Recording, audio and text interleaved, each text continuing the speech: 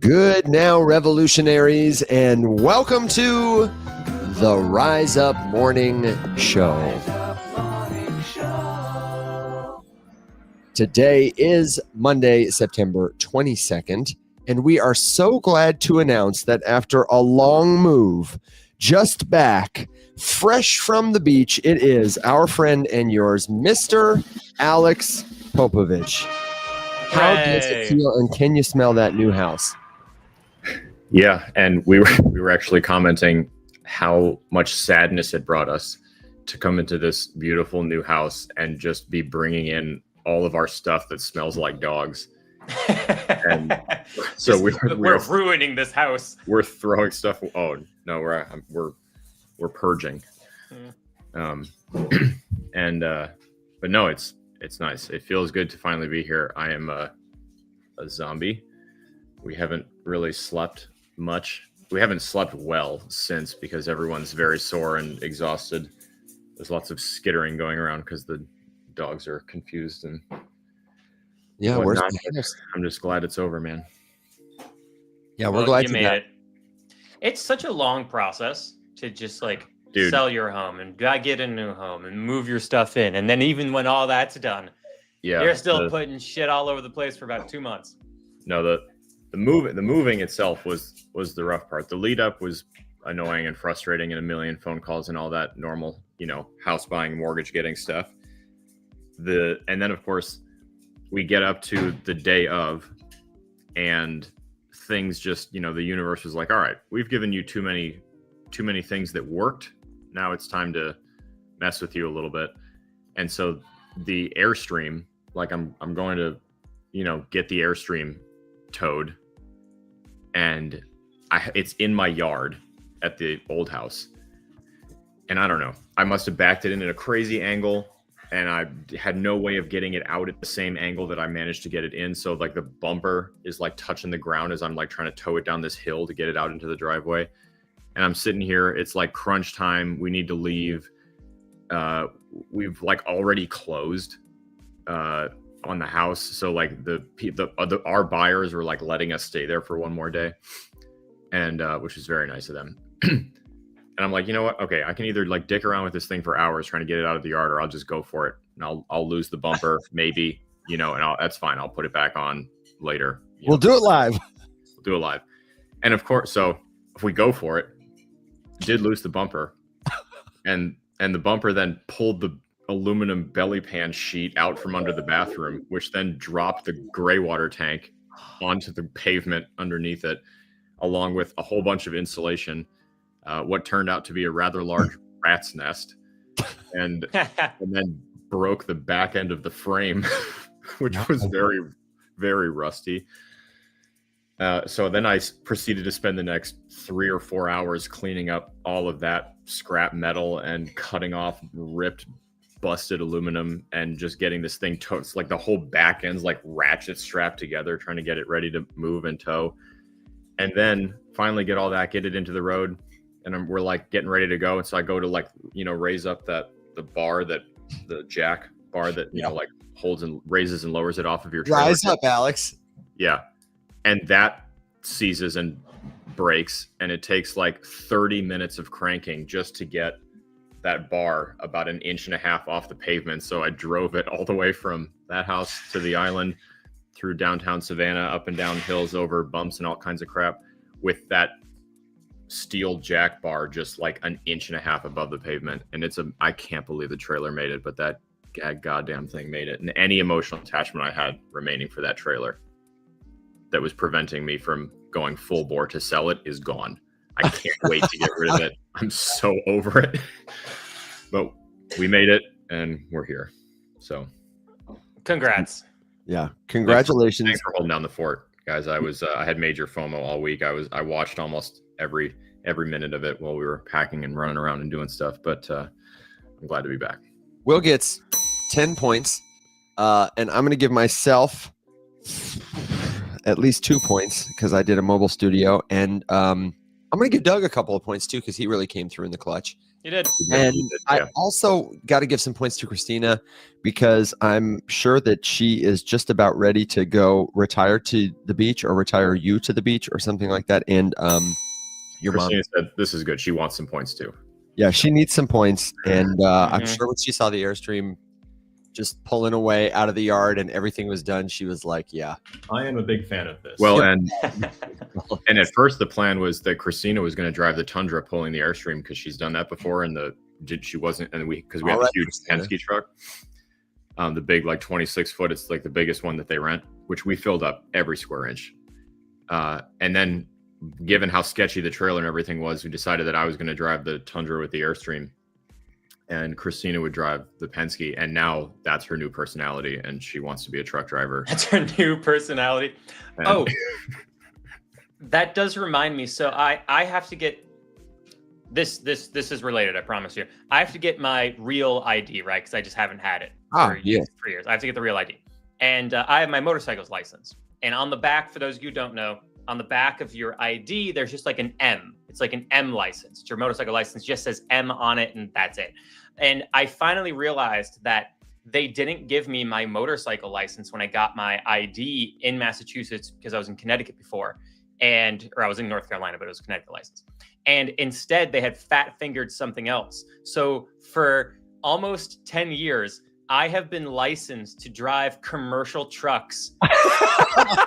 I'm licensed to drive heavy equipment. So I could literally hop into a giant bulldozer, start driving and get pulled over and be like, officer, clearly you can see I am permitted to be driving this vehicle. Sir. I am qualified, sir. Because someone at the DMV just hit the wrong fucking button. So wait, Will, why are you not taking advantage of this, and why don't you have a dump truck? I only found out about this a few months ago, so I need Bitcoin to be more green before I can go and buy some heavy machinery and not really bat an eye. That's awesome. Okay, tell us your bull market dreams, what you're going to buy when Bitcoin goes to $1 million trillion, or if you've got a crypto question, a suggestion, you know what to do. Leave it in the comments. We're here for you, and we've already got a couple of really good questions. Our friend Raging Cajun just said, happy pullback Monday, fellas. Went shopping this morning. Tori says, Will, this is an opportunity. I agree. It really is. And we do have some people who are a little concerned about the price action they're seeing. The pullback, is it over? And we can get to that. But first, I would like to actually answer this question about the Coinbase One credit card. Do any of you have the Coinbase One credit card yet? Nope, but I also have all of my credit lines frozen because if you guys are unaware, you should have all of your credit lines continuously frozen forever until you need to use it, because then you can't get caught with your pants down because these credit companies get hacked all the time. Right. So you should go do that and then just go and unfreeze it. So I always have my credit lines frozen. So I was like, oh, maybe that's why I'm not getting it. So I unfroze one for, a 2-month period, a month and a half period. And I'll just see if that works. If not, whatever. Well, that's a super safe strategy. I like it. For people who are wondering, how do they do that? How do they freeze their credit? Do you know off the top of your head? I'm sure it's a Google search. Yeah. Well, one thing too is if you don't know where, what credit things to use. So you can use Credit Karma for free to check your credit. And then that'll tell you your TransUnion, and then the other big two ones. There are 3 big ones. There's TransUnion, which were hacked recently, which is why it's good to have your credit frozen. I'm forgetting the other 2, but there are 3 big ones. Oh yeah, there it is. It's like Experian, TransUnion, and then Equinix.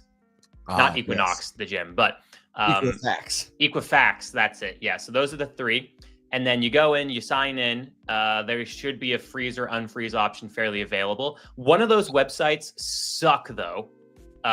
So I just literally go into Google and I say the name of the company, freeze, unfreeze, credit. And then it brings you right to the web page. Because one of those web pages has the worst interface if you want to try to freeze your account. So just FYI, just do that. It's easier. Yeah. And to Rada's question, just to clarify, a credit freeze just means that it restricts access to your credit report. So if you wanted to open a new account, you would have to call in manually, like Will said, do the unfreeze. And it keeps scammers from taking advantage of you. That's all. It's a way to protect yourself. Now, go ahead. Oh no, I was apologizing for talking over you because I was laughing, and then I resulted in talking over you more. So I'm sorry, but I'm just laughing at not so mediocre white man. First of all, fantastic name on TikTok. And goes, he didn't even know the name of Equifax. You didn't even know it, man. I'm in DeFi, bro. We don't check credit scores. We just check to see if you got paper. Yeah, that's for sure. Okay, so the Coinbase One credit card. There are some questions about this, and I've got the answers. If you want to know the answers for this, you could go to coinbase.com/credit card, or honestly, just Google Coinbase credit card. It'll come right up. They've got a cute little sales pitch, earn up to 4% Bitcoin back on every purchase. And these are essentially the terms and conditions in a nutshell, that you must apply and be approved, that not everybody earns 4%. It depends on the assets you have on Coinbase at the time a purchase is initiated. So really, this is good for them because it's a play for them to get you to put more assets on their platform. Okay. And you also must be a Coinbase One member. I don't know. I didn't see it here. If you have to be at the $29.99 level, I think you might be. Or if it's the $6 a month level, that works too. But here are the assets on Coinbase. And you could go read the full terms and conditions to check that. But if you've got $10,000 or less, you're earning 2%. If you've got between 10 and 50,000, you're getting 2.5%. And then so on and so forth, all the way up to $200,000 assets on Coinbase to earn 4% back on every purchase. And here's the other qualifier. The reward rate caps on the first $10,000 in monthly eligible purchases. Okay, what? So you spend $10,000 and then it goes down to 2%, no matter how many assets you have on their platform. So, you know, it's there's no free lunch. There is some free Bitcoin, but there's a limit on it. If you want to hear more, once again, the website is coinbase.com/credit card. This show is not sponsored by Coinbase, but I bet if they gave us a referral link, we would generate a lot of signups because, man, I want to get my hands on that.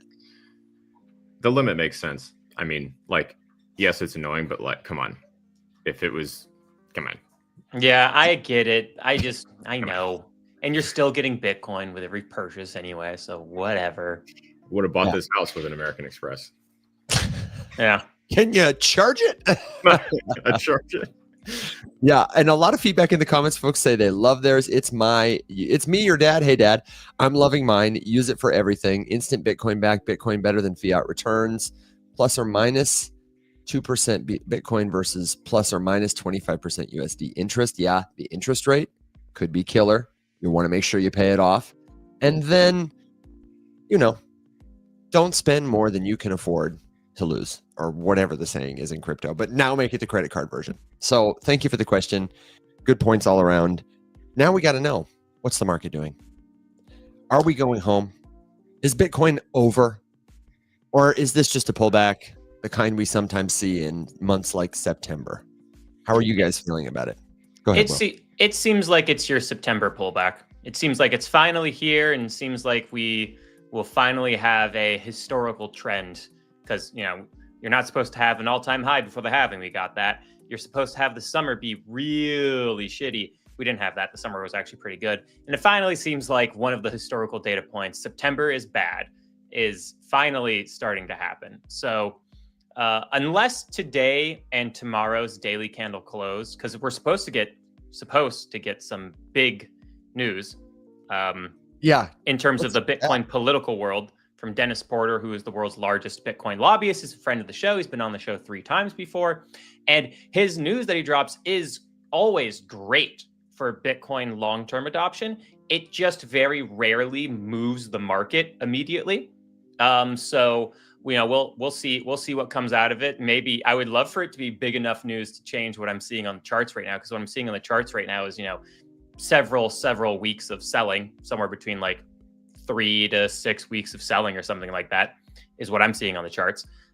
So if the news that he drops on Tuesday can get us back above some key support that we just broke on Sunday for Bitcoin and therefore for altcoins as well, then, you know, we got a chance. I love Dennis, but I just have to say, when he dropped this in all caps, massive political news coming for Bitcoin Tuesday that will reshape the trajectory of Bitcoin politics, and then he retweeted it with sign up for the newsletter. I was like, Dennis, you can't fall to the prey of announcing the announcement and then driving the signups to your newsletter. I respect the game, but it's very 2017. It was a little. It's very 2017. You know, I can tell this man wears a suit to work, and I appreciate that he does. So I don't have to. But I was also like, come on. Yeah, I'm expecting it to be something like a few more states, maybe all at once, are all saying, "Hey, we're going to create a strategic Bitcoin reserve," or something along. It's going to be something that's really good for Bitcoin.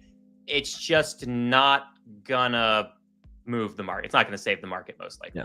Yeah, that's fair. Yeah. Or it'll be like, hey, everyone's going to vote on Senator Cynthia Lummis's bill to actually potentially get the United States to start buying Bitcoin, as opposed to just, confiscating it from, during trials and stuff, or charges and arrests, and having that be how we keep adding to the Bitcoin strategic reserve. That would be something that'd be kind of big, but still the market wouldn't move to that. The market would only move if the law passed. Can you explain in a little more detail why that would be? Like, what is it about some news? I think people often want to, or at least I get this question a lot, because I was hanging out in Michigan with my family the last couple of weeks, and my dad, for example, asked me, he said, Evan, what's going to happen at the end of September when the ISO stuff goes live? And I was like, well, probably nothing. I said, maybe some of those tokens will pump. I said, the news has been broadcast for a while, so people, the market tends to be forward thinking, and it depends on the token. I mean, there's a lot of different things, but if you had to distill it, when you look at a piece of news and you're like, oh, this is incredibly bullish, I should position for this, or, oh, this is a nothing burger. I mean, is there like a rule? Could we come up with guidelines and rules for this on the fly? I've actually never thought about that, and I'd have to think about the framework of what makes news make markets pump and not, before I gave you a real answer. But what if it's a surprise? Let's go around and do a round robin. Well, this is totally a rough draft. Caveats: we are not news makers, market makers, or otherwise qualified to predict the future any more than my 8-ball is, which says buy the dip. But I would say if it's a surprise, that's one thing that can cause prices to move. Something the market didn't anticipate. If Jerome Powell gets up on stage and says, everyone's thinking we're going to cut rates, and he says, oh, nope, we're raising them, or whatever. It has to be a surprise, and that's the only way you have an immediate impact on price, or it's known and the market moves ahead of it and then sells during it, and then if it was a positive event, will then continue to drive it. Those are just kind of general rules of thumbs. Otherwise, it has to actually be something that can change the demand and supply of the asset. I mean, that's the thing at the end of the day. It has to affect demand or supply. Yeah. And probably if it's going to be a sustained change, it's got to be a fundamental, like when people announce we're going to start to burn the supply, that's maybe good for a quick crypto pump, but it's probably not going to change the long-term trajectory of an asset. Whereas I don't know, a new competitive blockchain launching that starts eating everyone's lunch might change the long-term trajectory of an asset. Fair? Yeah, fair. And can I just say that the burn thing is such a bad marketing, it's just a marketing ploy, because 9 times out of 10, if not 9.5 times out of 10, they're like, hey, we're going to burn 20% of the supply, or 10% of the supply, or 50% of the supply of the token, but that actually doesn't have any impact on price because it's just held by the treasury of the team, and that's not a part of circulating supply, so it doesn't affect the market cap at all, unless it's a buy back and burn, and they're going to go out and buy a bunch of tokens off the open market and then put them in a wallet that's their burn wallet. That can affect the market, but only if they're buying a lot. If it's a big token, it's hey, we're going to do a buyback and burn, and we're going to do it for $10 million. People are like, oh my God, $10 million. What's the market cap of that coin? Oh, it's a $5 billion market cap. Oh, that's going to do nothing to the price. This is just a marketing gag, right? And the reason why they don't do a bigger buyback and burn is because most of those crypto companies don't actually make money, which means they don't have enough money to continue to build up a pile to actually do a large enough buyback and burn to make it actually have an impact on the market. So whenever you hear a buyback and burn, do that quick little math, or if you ever hear like, hey, we're going to burn these tokens. Hey, they burned 5 to 15% of their supply. I'm like, yeah, it didn't affect the market price at all in any way, shape, or form. It's just a marketing gag for the most part. Alex, I already know you're going to say it's just stupid. Fair. Yeah, we concur. It means absolutely nothing to say that you're going to get rid of a thing that you created out of thin air. Like, oh, wow, cool. I drew a picture on a piece of paper and then I threw it away.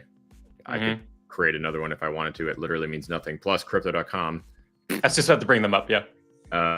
Proved that even the bullshit marketing nonsense of token burns are even more bullshit than just the theory.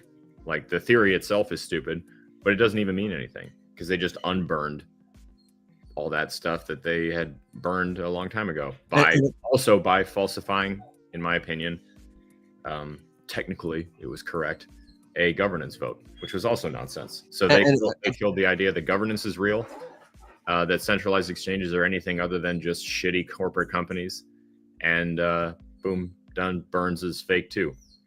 Yeah. For people who want to do their homework and read up on this, you're not read in. This is a good example to study to understand how the crypto space works. In March, Kronos blockchain, crypto.com, big controversy. There was a governance vote that was kind of like a fake vote that basically the central powers that control the exchange decided to reissue 70 billion tokens that were previously burned in 2021. It was like the largest burn in history.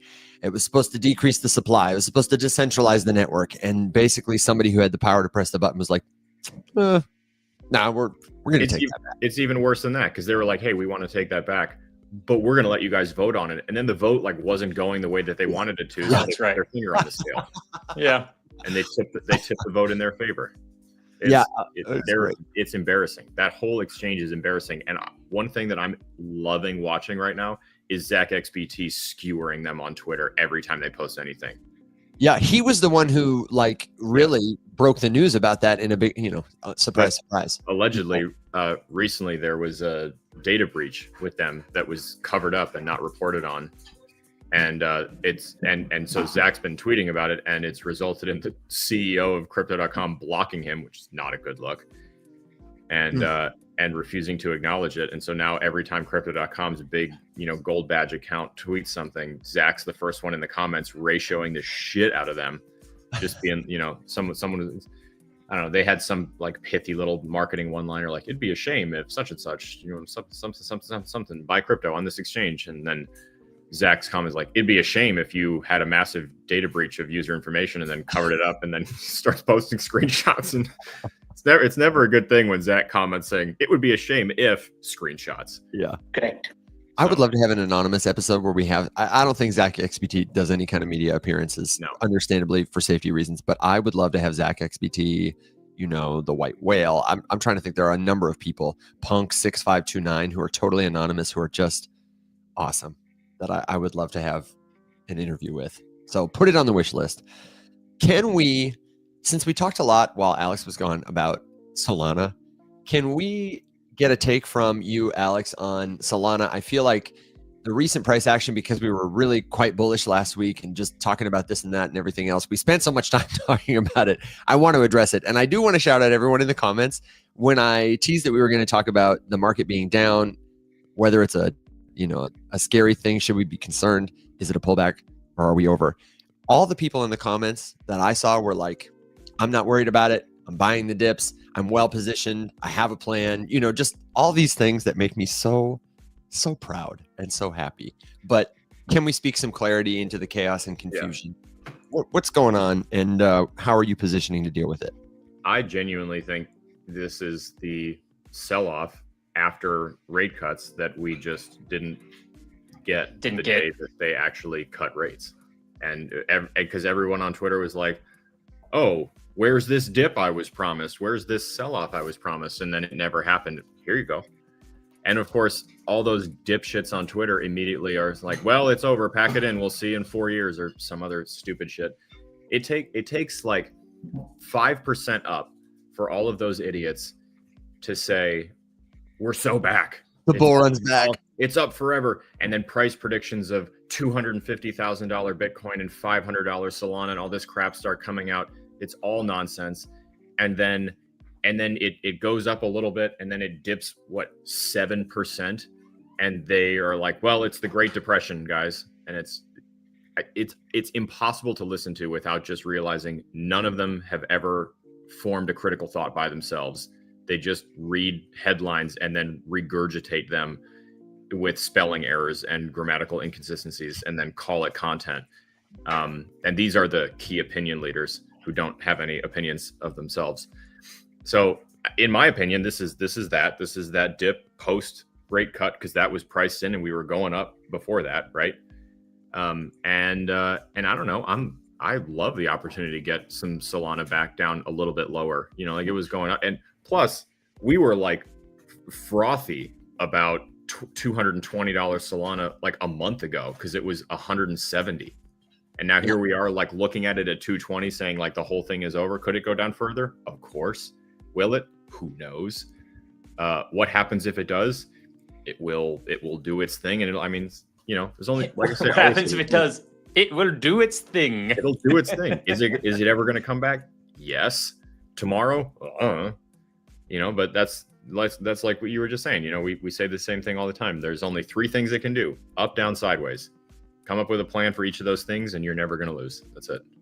And I would add to that, shout out for this great comment here. TechPim says, and you could just encourage scared consumers to DCA. And their example was $10 of Bitcoin every day. Mm-hmm. If you are building conviction, you have solid conviction. It doesn't matter if it's Bitcoin. It doesn't matter if it's, saving extra money at the end of each month, contributing to your IRA. If you are like investing, meaning turning your cash, your dollars, whatever, your time into assets that will grow in value over time, like you can feel a little more peace when you lay your head on the pillow at night, that if the market goes up or down, you're going to be okay. So shout out for that. Solemn says, Solana will fix my bumper. I do need it to go back to the 250-ish region to fix my bumper. So let's pump it up. Will, I imagine you'll be talking about it on Market Watch tonight, and I expect we'll see a chart or two. But do you want to give a take on it now? Maybe a little teaser. Yeah. So tonight, guys, at 8 Eastern Standard Time, myself and Doug will be doing all the charting and stuff. And I've seen Doug's Twitter recently, and he has about as much of a bearish outlook as I do, unless things really change over the next 24 or 48 hours or so. So hey, Solana right here at 220 could bounce, could hold, could maybe bounce, could maybe hold, but otherwise, if it doesn't, sub 200 Solana is absolutely on the cards. But if we have a daily candle close and a weekly candle close, pretty much where we're at above 220, things could totally hold and bounce. But that has to happen for Bitcoin too, and Bitcoin's looking a little sad at the moment. But we'll see how how this week goes, and in particular what that news is on Tuesday, to see if it's actually something that can actually shape the market in any kind of meaningful way. So we'll see. Sub 200. Whoa. That'd be cool. I would not be super upset about that, because that feels like one of those things that wouldn't last that long. I think we have selling, like from what I'm looking at on the charts, unless something really changes over the next 48 hours, I'm looking at selling into mid-October.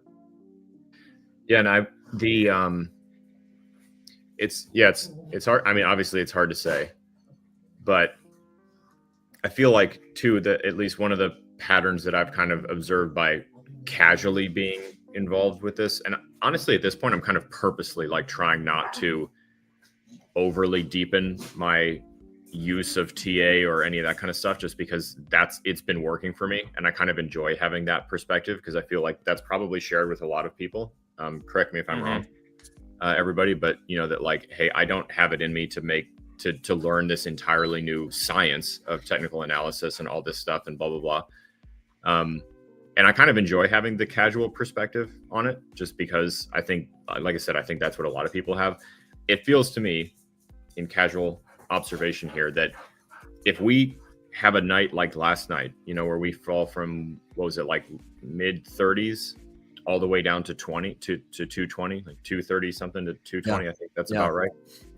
And then it doesn't immediately, and by that I mean like within a day, go down on another big leg down, that usually then it kind of tends to bottom out or to like stop at that, morning level after an overnight bloodbath, and then chill there for a little bit before figuring out what it's going to do. So you at least have the opportunity to kind of like catch a tiny little bit of chop, maybe as it's like up and down a couple bucks here and there before it figures out where it's going.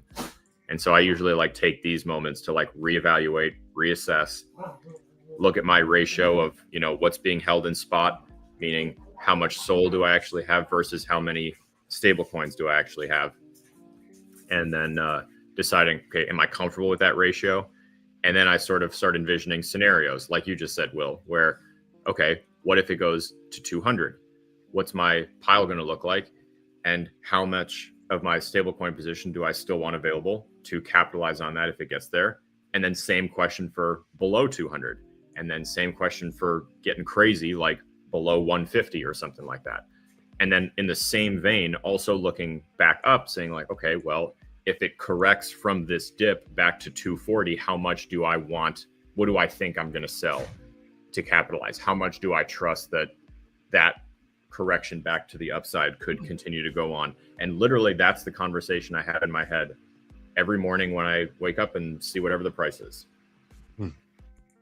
I do want to shout out Doug. I had him on the screen share a second ago, and I'm going to bring it back because just the prescience of his strategy here is really interesting. For folks who don't tune into Market Watch regularly, you will love to know that Doug has a really interesting knack for charting Fartcoin. He has been really bullish on it as an indicator of what is about to happen with Solana. And I just want to shout out, this is his side-by-side charting. He's got Fartcoin here on the right, which he shows going downwards, and then SOL on the left, which he shows having a very similar chart and then starting to go downwards. And his point is you have to respect the system until it stops working. Fartcoin equals SOL guidance. So this was like last night before things got crazy. SOL at around that 233 mark. And following the shape of Fartcoin this morning, boom. It looks almost identical to Fartcoin's chart. And Fartcoin is going lower. So if they're playing a game of follow the leader, his target is, lower. Could it work? I don't know. It was right last night, and it's been right a lot. A lot. It's been right a lot. So that would mean my $200 SOL target. I see a lot of support for Solana at and below $200. Well, shoot. And guess what? I buy Bitcoin and Solana every single day, and I'm gonna keep doing it. Did you ever see during the you remember the Olympics that Usain Bolt was like, breaking all the records, and the Jamaican runners generally were just killing it? They had these little bumpers that they would do before they went to commercial with like one question interviews with Olympic athletes. Did you guys ever see the one with Johan Blake, his teammate, that was going around the meme sphere? Okay, Johan Blake, Jamaican runner. They said, what is the secret to your success? You said every day. And it made me think. His answer was, he said, I eat 16 ripe banana every day. So that's like his strategy, and you're just buying BTC and SOL. Yeah. And he said it in a beautiful voice. And then once I start to see some of my favorite indicators now, because I've been buying Morpho, and I've been buying Syrup, and I've been buying Pengu too, and a lot of those positions are down. Some of them are up. But I have up and down positions, so I'm creating my average in, but I'm not buying those right now because I see a potential for Bitcoin to go even lower. So I'm just going to keep my pile of liquidity here. And if it bounces, then cool, great. All of my positions before are in profit. And I go, all right, cool, great. Let's ride this. But if it goes lower, then I'll wait for some of my favorite indicators, which are oversold readings on the weekly chart stochastic RSI, since I'm looking at oversold territory potentially not being hit for about 3 to 6 weeks potentially. And then I'll go, okay, cool. Now I'm going to DCA in, but probably quintuple the size of what my usual daily dollar cost average is once I start it. And I'll keep that going for a series of weeks.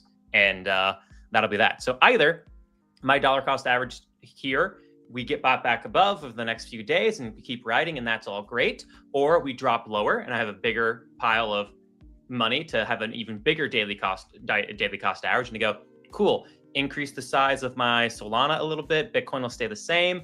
Gonna tick up my Pengu quite a bit, and then tick up my Morpho and my Syrup a little bit as well. And then let that run. And then I go, cool, and then I go to Japan for 2 weeks. Then it'll be Thanksgiving, and then it'll be Christmas. And then I'll be like, what do I do? I'm on a show. We have a media company. and then I'll get back to it. That's right. That's right. We will get back to it. And if you've got a question that you want us to take a look at, let us know. If you are not there, then the place you need to go where the show lives 24/7, Market Watch, Rise Up After Dark, all the recorded episodes, and so much more, then you got to check out rumshq.com, rumshq.com. And that's the place to get the link to the free Rise Up community. Learners at all levels of experience gather there. And we've even got a premium membership. You don't have to pay $1 to learn with us. You don't have to buy the course. You don't have to get the ebook or whatever. But if you want to accelerate your learning, that's the way to do it. You get 10 days free. Then it's $30 a month. Try it before you buy it. Come to office hours, like one-on-ones with all of us. Alex is going to be starting office hours up again now that he's back home, truly in a home forever. And we also, I said that to say, want your perspective on this show. We've had Matthew and we've had Ryan on the show to talk about their journeys. They've both dropped incredible wisdom. It's one thing for us to stand up here and talk about this, but I think sometimes people think, oh, how you been doing this for years? You know so much or whatever. We're just regular guys, but it's great to have people who are like actively at other places on the learning spectrum, all ages, from all over the world. And we would love to hear your story. If you're a premium member and you want to come on the show, I see Joe in the comments, would be a great interview. Would love to interview Joe on the show. If that's you, then sign up. We've got the link in the premium forum. If you're not a premium member, get the trial and then come be on the show. Ask us your questions. Tell us your story. People learn more together in conversation, in community that way. That is how we say, rise up. Mm-hmm. We have a question from, go ahead. I just want to say, before we move on from that point, the show where we had Matt on, and not to say, our community member Matt on, was phenomenal. I was not on that show, which is probably the reason why it was phenomenal as well. And then you the entire time, you guys are just positioning Matt to replace me. But nobody could replace you. It was so fun. Thanks for lying to me in front of thousands of people. But I just want to tell everybody, like, if somebody asks you, like, oh, hey, like, send me one of those shows, I just want to check it out, send them that one. I told Evan and Alex, I was timestamping everything because I was like writing shit down, and I was like, holy shit, like, this is to me, it encapsulated everything way more so than I love having our guests on, right? Our guests from the industry on. But I was like, that showed exactly why we're doing this. And like, it was awesome. It was awesome to see Matt be like, oh, like I didn't really know much. I knew meme coins. And then all of a sudden he's explaining Katana. He just like brought it up naturally. And meanwhile, we're talking again with the folks at Polygon. And I was like, Alex, send this to Polygon right now. right now. But taking someone from, kind of zero to hero, if you will, in terms of just like no knowledge about crypto to I'm in the trenches on DeFi, and being able to communicate that to people, I was like, oh wow, like this is awesome, because I don't know how you guys feel about it, but to me, we all make content because we want to help people genuinely, which is the reason why all the three of us work together and we work, and then we became friends. But that's not what I wanted to say. I wanted to say, like, we're up here talking all the time, and that we see the comments and stuff, but sometimes it doesn't, like, things on social media don't necessarily always feel real or tangible, because there's so many interactions you have with so many people. So when you have a moment where somebody is just there with you for an hour or two and just going through it, it means a lot. Like, it makes it tangible. So for me watching that, like, it was really nice and like meant a lot. So it was great. We had a great comment from Vonda who said, Will, the only thing that saved you was your costumes. Oh, I know.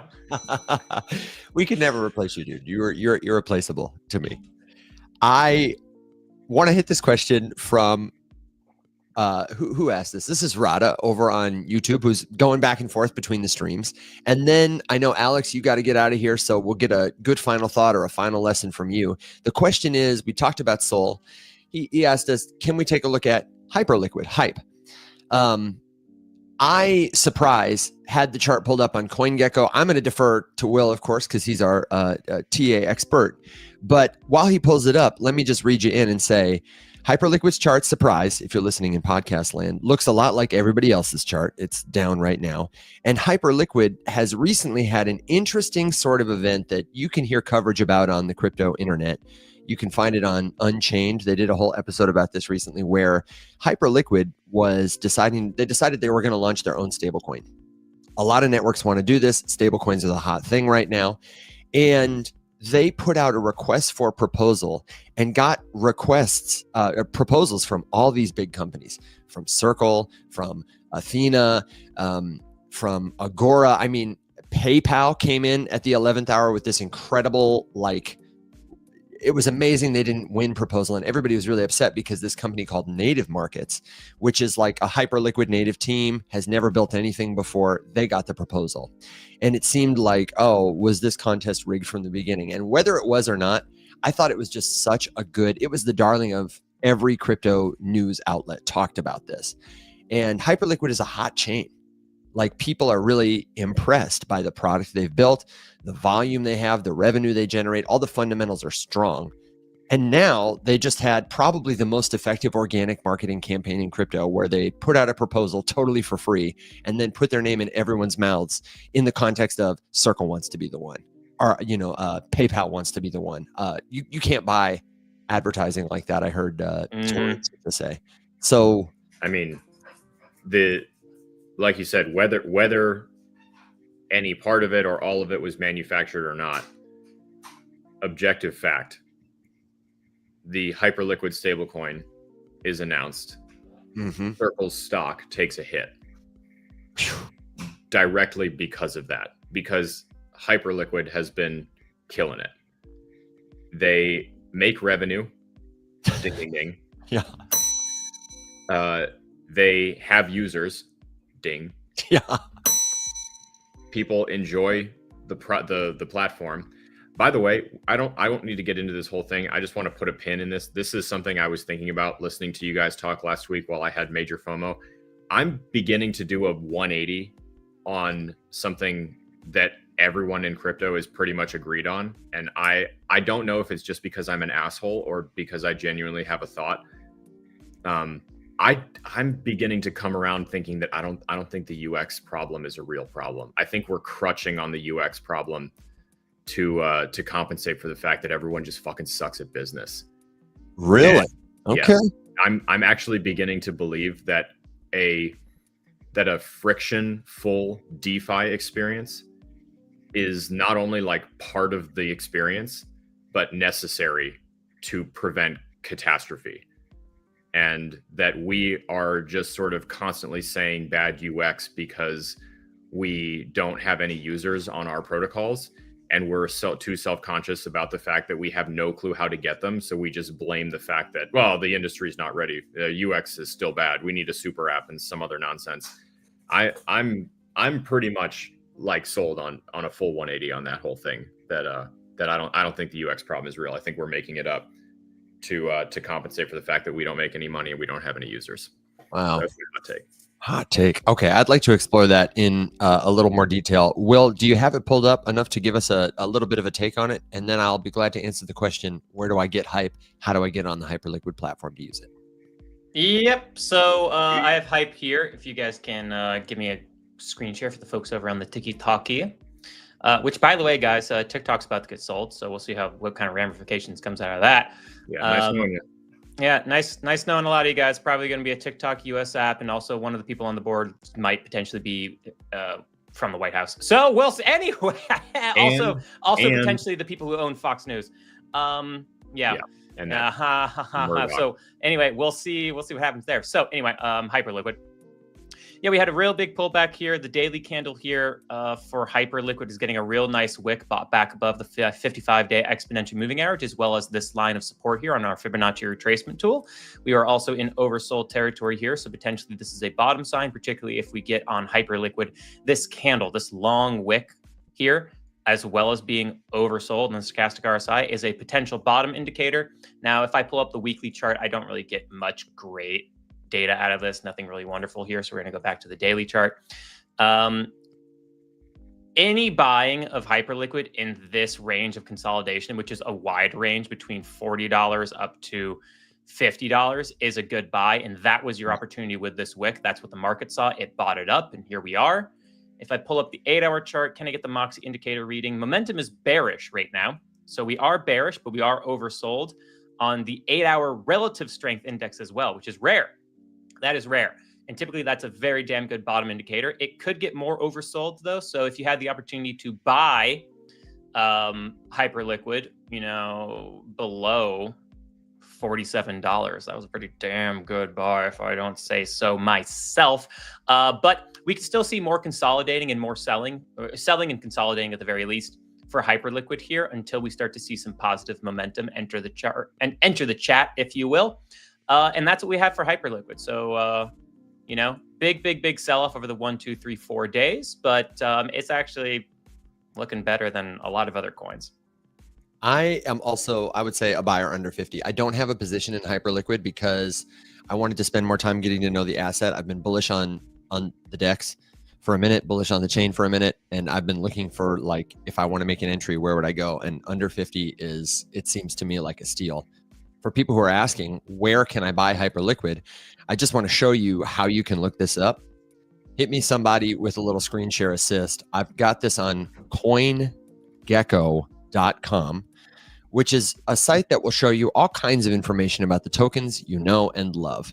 Whether you're on the web version or the mobile version, you'll see sort of an organization panel towards the top of Hype's display. You got to click into Hype or search for it. It says Overview, Markets, News. If you click Markets, it will take you down to a list of places you can acquire this token, and it orders them by volume. So it also has this helpful toggle here.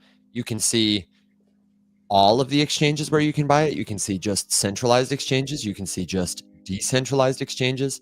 You can see whether you're buying it spot, meaning on the spot at this current market price, perpetuals, futures, and I've got it toggled to all spot because I just want to buy some at whatever the market's current price is. And it looks like you can buy it on Hyperliquid, whose website is hyperliquid.xyz, because it is a decentralized exchange. You would connect your wallet. Bybit, BitGet, Gate.io. Now, a lot of these names are names that our friends in the United States will have a hard time accessing. And in fact, you cannot get on Hyperliquid in the United States unless you use a VPN. It's not something that I necessarily would say is like problematic. Most people in crypto I know use VPNs to do this. Even if it's like against their platform rules, it's not something that they're probably going to come after you personally for. It's more of a concern for the exchange doing business. If they're found to be doing business in places where it's restricted, they'll get in trouble, more likely than you. Still, you should know the risks. We can talk about it another time. What you'd do is you'd get a VPN. Hyperliquid operates mostly on the Arbitrum network. So this is sort of a level 2 play. You would have to get ETH or USDC or some other token onto the Arbitrum network. If you use an ETH wallet, you can probably just bridge this in wallet. I think you could do that on MetaMask or Coinbase wallet. And then you would use that wallet to log into Hyperliquid. If you're in the US, you've got your VPN turned on, set to a country where it's fine. And then you would swap your tokens for Hype tokens. HYPE is the ticker.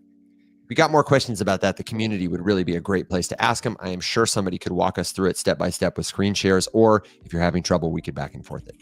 So now that we're about at the top of the hour, and Alex, I know you've got to go to that place where maybe you're wrangling them, maybe you're riding them, maybe you're struggling to feed them, but the dogs and ponies are heading into the sunset for you. Have you got a final thought for us, my friend? Well, no, one of them is freaking out because he just was made aware that. So when we bought this house, one of the and I'm not making this up, one of the contingencies or the conditions in the purchase was that we agreed to pseudo adopt and take care of and feed the driveway cats. And obviously we said yes. And so we do that. Their names are Charlie and Kiki, and they live in the driveway. And they are awesome. Chubby and very accustomed to a certain lifestyle, and so they eat breakfast and dinner out there. And Echo just realized that they exist. He's having a hard time. I love that you have driveway cats, man. Welcome to the nice. Driveway cat club. Yeah, they're pretty cute. Are they friendly? Yeah. Was even already. I was able to get both of them to come up and chill and hang out and get some scratches and everything, and they've been here for a while. So they're pretty accustomed to hang out with people and everything. But they're just like, yes, new human slave. Hello. But no, overall, I'm very glad to be back. I will have a real setup, not just sitting on my kitchen table. There's still boxes and mattresses and everything all over the place. My office is all still in boxes in its new room, which is upstairs. So hoping my desk is still in the hallway down here because it's too big and heavy to fit up the stairs. So unfortunately, I have to take it apart to take it upstairs, which I was really hoping to avoid. But my goal is to be at least some kind of desk in my own room tomorrow morning. But no, just like I said, thanks guys for holding down the fort. I'm glad to be back and good to get back to normal. Do you have a way to just give us a quick pan the camera around so we can like see the sunlight in the room kind of thing? Yeah, I'll give you. Oh well, here I'm gonna try to do this with both devices. Two cameras. People in podcast land, you gotta come to YouTube. Alex is about to undertake an unprecedented experiment. Well, perhaps one of you could do the TikTok screen share off of the. Nope. I need you double fist. All right. Well, hold on. Hang on. Let's. There's some clutter on the screen. Let me just get rid of that. Okay, there we go. I gotcha. He didn't even notice. Threw me around. I cannot believe that. All right. So. All right. So we're standing in the downstairs. So here is the kitchen. Look at that natural light, man. Yeah, it's nice. It's I mean, we're on the east side of the island, so the sun comes up over there. But there's this one thing that has become one of our favorite things, and right now it's a disaster because everything we didn't have a place for, we just put it in what we're now calling the saloon because it has a saloon door. That's amazing! It has a saloon door. I love that you have a saloon, dude.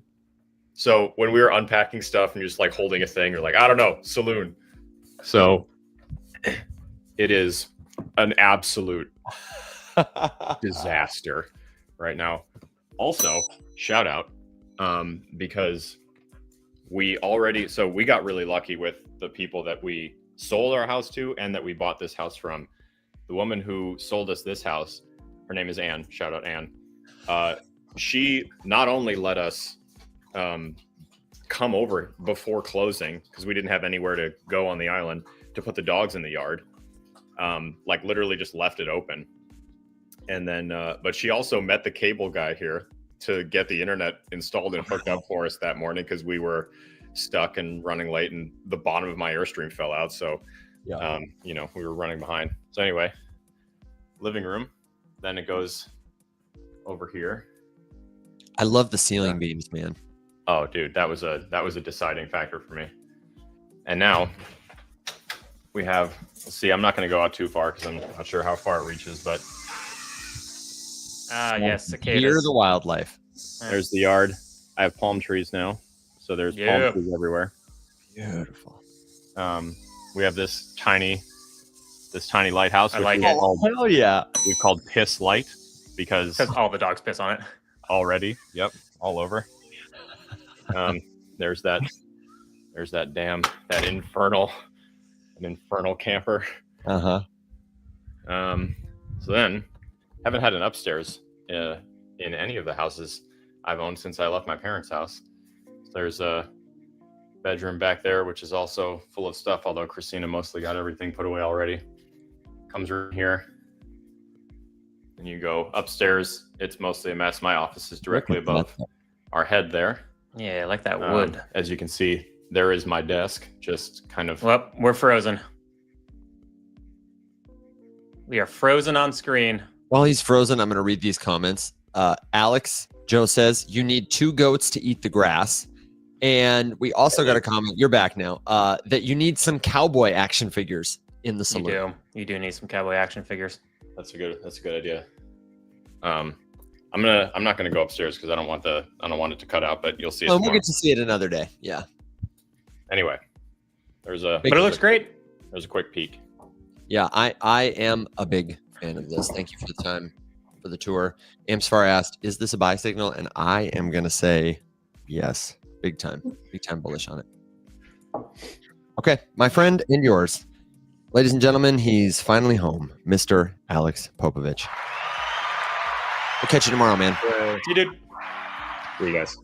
Will, with the time we have left, Doug was in the chat, and he asked a really good question that I'd kind of like to dig into. I'm glad to defer to you, but he asked us about Aster, the new decentralized exchange that is aiming to compete with Hyperliquid. Do you want to touch on it? Are you read into it, or can I give you... I can totally touch on it. Yep. I know nothing about it. Evan, on to you. Ah, beautiful. That was... I saw everybody talking about it, and I was like, what is this? Binance's like CZ's funding it or something like that. And then I saw the White Whale had his take on it. Between it, I was like, all right, that seems like a good enough take. I have other things I have to do. Yeah. Okay. Yeah. And so what I'd like from you then is I'd like for you to pull up the chart and get ready to tell me what you see in the tea leaves, because this has been a real interesting sort of story. We just got done talking about Hyperliquid, and it's a great platform because it solves a big problem in crypto: decentralized perpetuals trading. And it solved it well. Like, by all the numbers, Hyperliquid is truly a killer app. People love to use it. And now Binance has launched Aster, ASTER. This is a decentralized perpetuals exchange. It is a multi-chain exchange native to Binance, but it's also on Ethereum and a couple of other networks. I would have to totally pull it up and double check and derail myself. But this seems like a good time to remind you, our show is powered by a partnership with the White Whale, whose commentary on this matter was really interesting. He just can't get into, he said, the user experience. I think my takeaway for Aster, criticisms of the user experience aside, are mostly related to CZ. For people who don't know, Changpeng Zhao is the one-time disgraced founder of Binance, the world's largest crypto exchange by several metrics. I say one-time disgrace because he spent some time in jail, but it's controversial about whether or not he deserved it. And he's largely seen as somebody who has advanced the space forward, but he's also seen as somebody who is not above pettiness. There is a lot of speculation that is fairly well-founded that he played a key role in the collapse of the FTX exchange. And now what I think, despite what the White Whale and others say about, how decentralized it is, how fair the platform is, how it performs versus Hyperliquid, I think the number one factor in the success or failure of this platform is going to be Changpeng Zhao's propensity for pettiness. Do not underestimate the pettiness and drive of a man who put the team on his back, built the world's leading crypto exchange, and has a huge chip on his shoulder, because I don't think in many parts of the Western world, their exchange is seen as legitimate as Coinbase or whatever. He is super petty. He's got a ton of money. He's connected to everybody. And if I was going to bet on anybody who could launch a competitive crypto product to pretty much anything, and who needs a decentralized exchange in their portfolio, it would be Changpeng Zhao and Binance. So for that reason alone, I am paying attention. I think it's been overhyped, but I definitely think there's proof in the pudding, mostly in the form of arguably the most well-connected and powerful founder in the industry. So, Will, you've got the chart? I do, but the thing is this coin's only been alive for 4 days now at this point. It's been alive for 2 days, so there's not much charting you can really do here. But I do have the chart. If you want to pull it up, you have to put it up in the 30-minute chart, which is kind of stupid. Dang. Because the coin just hasn't been around for a long time. Sure. But this is what you have. And I can just clean this up a little bit so it's a little bit easier to see, right? And this is these are 30-minute candles. You know, this coin's been around for, if we pull up the daily chart, you're like, oh, yeah, I have nothing to read on this chart, which is why we have to go to minute detail to figure out what's going on here.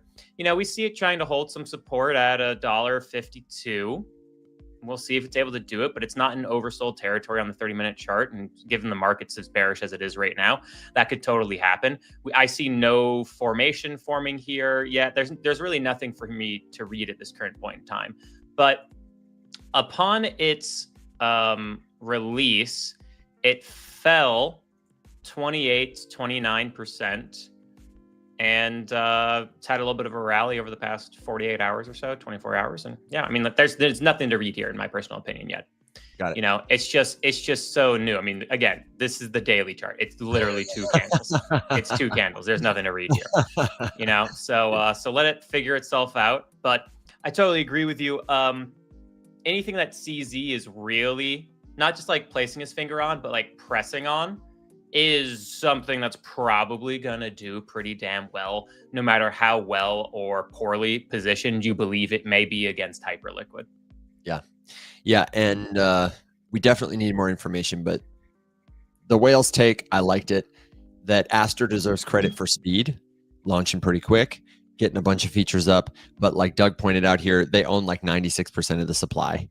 It's operator dependent. And the number one thing is liquidity. So now they own 90% of the supply. 96%. It looks 96%? Like per Doug. That might be an occasion for a little bit of fact check yourself, brother. Wait, when's their vest? When can they sell it? Let me see. Yeah, I would be interested to know that too. Side note: if you want to see stuff like that, you can go to Tokenomist, or is that what Token Unlocks has migrated to as Tokenomist? Am I right?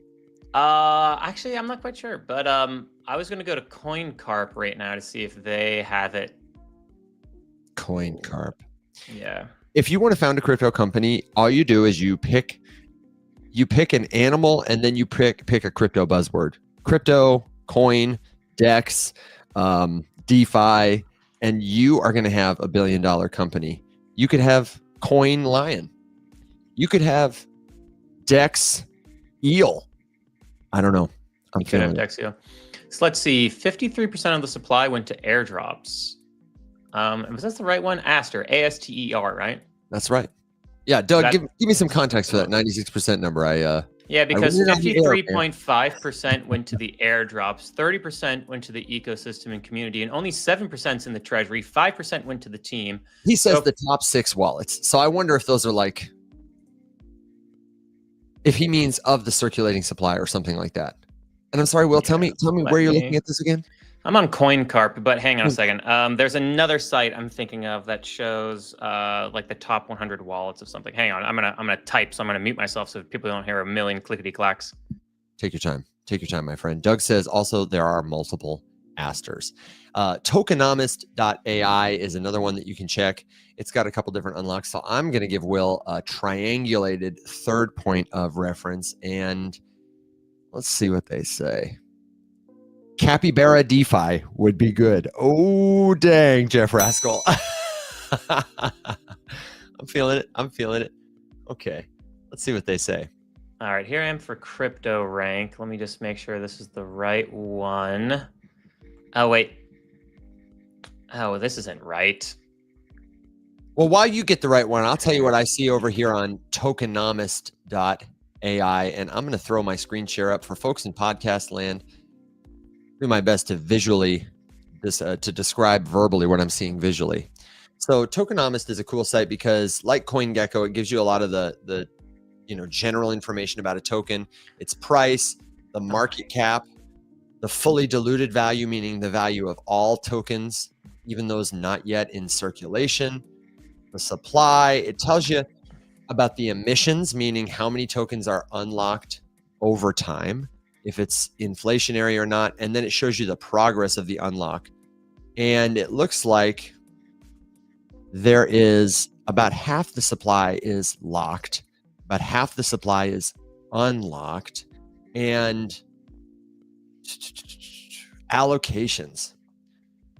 So almost 50%, 53% was airdropped. Wow. They've got a treasury of 7%. That's not bad. So what I was looking at was accurate before.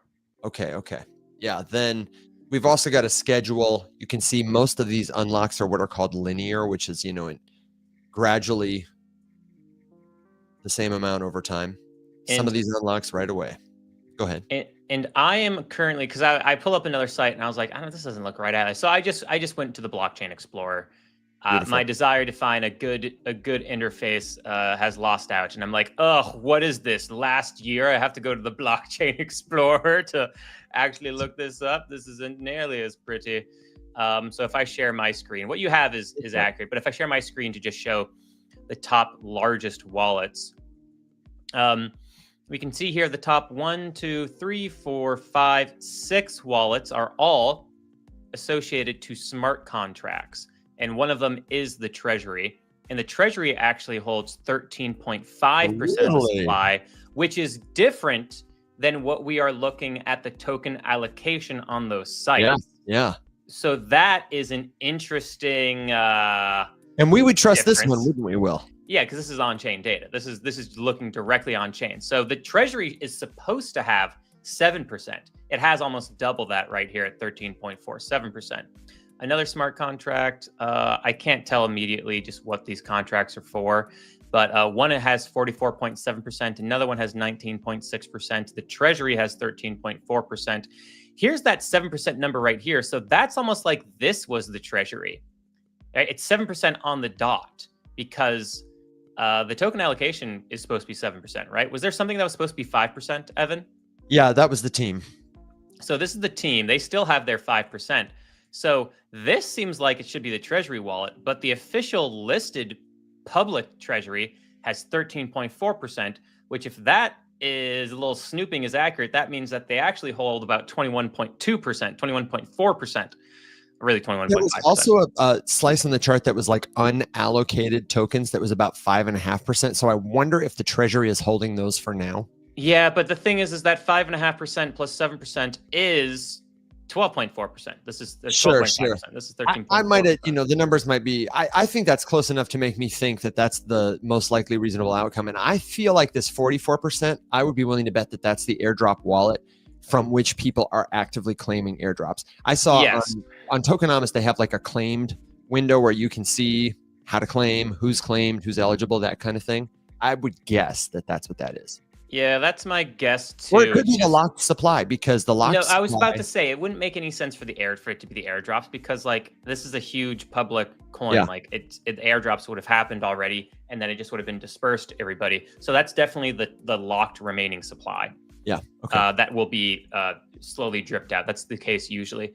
This 20%, I forget what that could possibly be. But I mean, the thing is this 44%? It's not like the team has that. That's going to be the annual supply of the token that gets added to the market. So that already gets rid of what Doug was saying, that the team has 96 supply of the token, 96% of the token. However, if it's circulating supply, I don't know about that because these are technically tied up into contracts. So that would mean that 3, 8, 15, 28, basically 48. So, basically a little bit over 90% is in smart contracts as opposed to in circulating supply. So, I mean, maybe that's what Doug meant, but that doesn't mean that the team has control of it in that sense. No, but they probably do. This is they do because they could do whatever they want with it if they really wanted to destroy their project and credibility and all that kind of stuff. Exactly. They're not going to because it would wreck their whole business reputation. But, Crypto.com's over here like, guys, don't be a wuss. Don't be a wuss. Yeah, but they won't do that with CZ at the helm, or is he just financing it? He's financing it, right? I mean, honestly, though, if he walked into the room and whoever was in charge got the look, they're handing over the keys. You know what I mean? Like, what are you going to do? He just walk and be like, I'm the captain now. It's like you were always the captain. Yeah. You weren't the captain for a little while? I was just keeping the seat warm for you, sir. Would you like a coffee? Would you like a coffee? How about a nice back massage? Oh, your shoulders are tense. Yeah. Here, I made you this clay pot. Whatever, I don't know. I made you this clay pot. Yeah. What do you give the man who has the keys? Who has everything? Yeah, exactly. Yeah. Okay, we are at about that time, Will, where we have got to, since I already played Dogs and Ponies and I haven't done it in a while, I am going to let us ride our cats and cows into the sunrise. I have to call the vet today about getting my little kittens their next vaccination, so that seemed appropriate. Aren't you allergic? Dude, so allergic. I have got a greenhouse in my yard that I am building for these cats to live in so that they can move out of our house into their own little house, and my allergies cannot wait. But I also have a referral to an allergist. Shout out to Church Health in Memphis, getting your boy hooked up. I'm going to try allergy shots again, I hope. I tried them as a kid. Nothing works except not living with cats, but, pray. Except not living with cats. Yeah. But what are you going to do? They needed a home, and God delivered them to us. And if you believe in the cat delivery system or whatever, Kimberly, let me say, one of Kimberly's coolest qualities is she's like Snow White. Animals just love her, and she loves them. And so, the universe made the right decision if it wanted these cats to have a good life. And I'm just going to deal with the allergies until I get this greenhouse built. So if you've got a final thought, a last minute question, you've got a cat allergy tip, then leave it in the comments. Will, what about you? You got anything you want to explore in the last few minutes of the show? You could say. Oh, Jerome Powell is going to talk on Tuesday. He's going to give his and the Fed's outlook on the economy. So that'll happen on Tuesday. Otherwise, in terms of macro data, we're getting like housing sales data in the United States and maybe one or two other things. But Tuesday, we'll have Jerome Powell talking about the economy, and then we'll have some kind of news in relation to Bitcoin coming out on Tuesday, according to Dennis Porter. So again, not really expecting that to be something that's going to dramatically change the market overnight. No. Would be cool. Would be cool if it did, but it'll certainly be something fun for us to talk about here. And that's going to be 12:35 p.m. Eastern time, according to federalreserve.gov. Fun fact, they have a handy dandy calendar where you can get the times, the topics, and even a link to watch these kinds of things live. So if you want to see it, you don't want to wait for the tweets. That's where to go. federalreserve.gov. Yes. Other than that, I'm buying my Bitcoin and my Solana every day because I believe that they will be higher one day, even if they keep going down. Even if it falls 10% tomorrow, I'm going to buy some more. If it falls 20% tomorrow, I'm going to buy some more. If it falls 10% the day after that, I'm going to buy some more because I believe in them long term. I am not averaging into the other altcoins right now because if they do have further to go, then I'll wait for that. And I'll wait until I start seeing my oversold readings that I like, which is really oversold readings on like a weekly chart stochastic RSI. And when I start seeing that, you guys will all know about it, and I'll be telling everybody like, hey, I'm buying again, and I'll be very public with it, and yada, yada, yada, all that good stuff. So anyway, all I'm going to say is markets can be red for a really long time in crypto. And also like a week or two feels like a really long time in crypto. So the most important thing is to manage your emotions, keep your head up, focus on the things you can control, execute your strategy. And Bob's your uncle. Keep moving forward. Bob's your uncle. Be good people. Do great things. Make a bunch of money. Right? I get it. Took the words right out of my mouth. I mean, for the most part. You missed the swag of it, but you do have a certain swag about it. I love it. It's a good sign off. And if you want to hear Will give that sign off and host a great show, then you got to tune into Market Watch tonight, 8 p.m. Eastern, on all the places you catch the Rise Up morning show. Is that your final thought, my friend? That's my final thought. And my final thought is, if you want to get the links to past episodes like that great episode with Matthew, if you want to see our Web3 glossary that's free to download and will help you navigate your crypto homework, if you want to get the link to the community, you already know what I'm going to say. It's rumshq.com. And we will be back tomorrow. Will. One other thing is, if Bitcoin can end today above $113,653, maybe everything will be fine. So we'll see. Maybe. We will soon see. And when it happens, we will tell you about it right here. Until next time, my friends, thank you for being the very best part of what we do. Everybody, stay safe. Be well. My friends, rise up. Bye-bye.